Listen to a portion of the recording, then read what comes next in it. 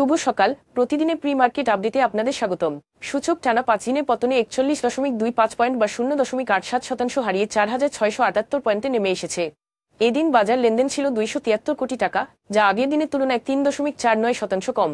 2024-25 অর্থবছরে বাংলাদেশের জিডিপি প্রবৃদ্ধি কমে হয়েছে 3.97%, যা আগের বছরে 4.22% থেকে কম এবং করোনার পর সর্বনিম্ন হারে নেমে এসেছে।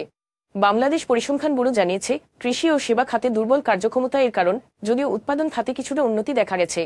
জিডিপির আকার দাঁড়িয়েছে 55.5 ট্রিলিয়ন টাকা, লক্ষ্যমাত্রা ছিল 5.25%, যা রাজনৈতিক অনিশ্চয়তার মধ্যে অর্জিত হয়নি।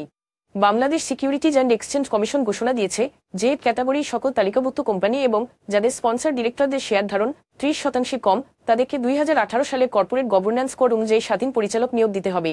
এই নির্দেশনা 99টি ক্যাটাগরি কোম্পানি এবং প্রায় 24টি কম স্পন্সর হোল্ডিং কোম্পানির জন্য প্রযোজ্য। বার্জার পেইন্টার্স বাংলাদেশকে 272811টি সাধারণ লাইক শেয়ার ইস্যুর অনুমোদন দিয়েছে বিএসইসি, যেখানে প্রতিটি শেয়ারের মূল দাম 10 টাকা এবং প্রিমিয়াম 1100 টাকা। বড় শেয়ার হোল্ডারদের প্রস্থানের পর কোম্পানিটি এ প্রক্রিয়ায় 303 কোটি টাকা সংগ্রহ করতে চায়। জিপিইচ ইস্পাতের রাইট শেয়ার ইস্যু করার প্রস্তাব বিএসইসি বাতিল করেছে, কারণ কোম্পানির দাখিলকৃত ডকুমেন্টেশন সন্তোষজনক ছিল না।